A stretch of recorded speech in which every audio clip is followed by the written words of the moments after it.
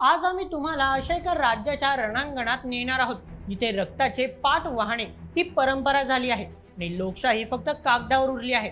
होय, आम्ही बोलतोय दोन टोकांच्या बंगालबद्दल.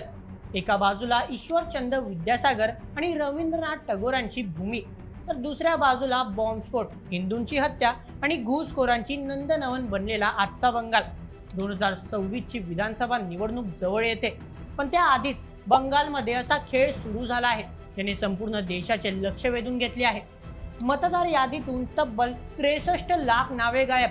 हो, तुम्ही बरोबर ऐकलं, 63 लाख. आकडा पाहून तुमची झोप उडेल.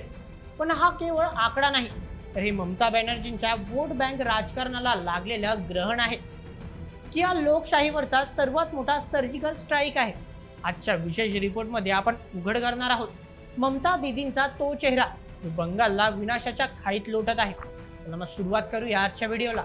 निवडणूक आयोगाने 2026च्या निवडणुकीपूर्वी स्पेशल इंटेन्सिव्ह रिव्हिजन म्हणजेच SIR मोहीम राबवली. या मोहिमेचा निकाल काय लागला? तब्बल 63,66,000 नवे मतदार यादीतून कापली गेली. ही ती नावे आहेत जी बोगस होती किंवा ज्यांचा पत्ता सापडत नव्हता. यात सर्वात मोठा धक्का बसलाय तो ममता बॅनर्जींच्या तृणमूल काँग्रेसला. कारण याच बोगस मतदारांच्या जोरावर दीदी आजवर सत्तेच्या खुर्चीला चिकटून होत्या, असा आरोप आता विरोधक करत आहे. ममता दीदींना याला NRCचा मागचा दरवाजा म्हटले आहे. त्या रस्त्यावर उतरले आहेत, धरणे धरत आहेत. पण प्रश्न हा पडतो की जर हे मतदार खरे भारतीय नागरिक आहेत, तर मग पडताळणी ते अपात्र का ठरले?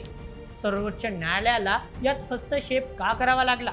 800हून अधिक न्यायालयीन अधिकारी का तैनात करावे लागले? उत्तर स्पष्ट आहे. बंगालच्या मातीत घुसखोरीचे आणि बनावट कागदपत्रांचे जे पीक ममता सरकारने पेरले होते, आता कापण्याची वेळ आली आहे. भाजप आणि डाव्या पक्षांनी निवडणूक आयोगाकडे एक महत्त्वाची मागणी केली आहे. निवडणूक 1 किंवा 2 टप्प्यातच घ्या. का?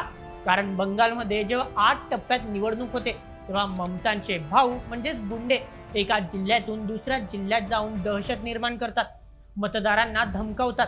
भाजपचे म्हणणे आहे की जर सुरक्षा दलांच्या निगराणीत एकाच वेळी मतदान झाले तर ममतांचा हा हिंसक खेळ संपेल. दुसरीकडे राष्ट्रवादी मुर्मू यांचा अपमान करून ममतांनी स्वतःच्या पायावर दोंडा आधीच मारून घेतला आहे. बंगालमधील आदिवासी समाज जो संताळ संस्कृतीचा अभिमान बाळगतो तो आता दीदींच्या विरोधात पेटून उठला आहे.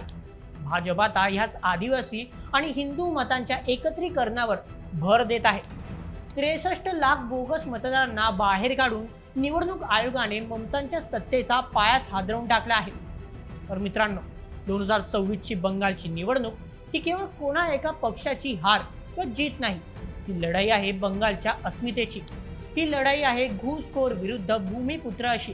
ही लढाई आहे त्या माता भगिनींच्या न्यायाची ज्यांना सन्मानाचा लिलाव सत्तेच्या हवासापोटी करण्यात आला.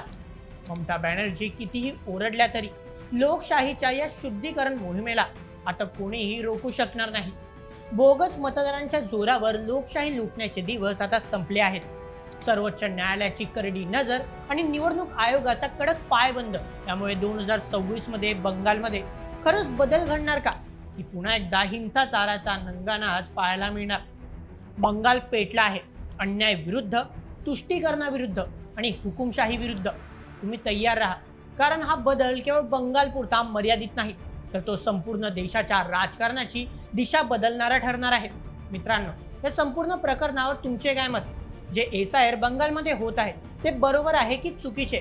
तुमचे मत आम्हाला कमेंटमध्ये नक्की सांगा. आणि अशाच व्हिडिओसाठी सबस्क्राईब करा बोल्ड MH आपल्या YouTube चॅनलला. धन्यवाद.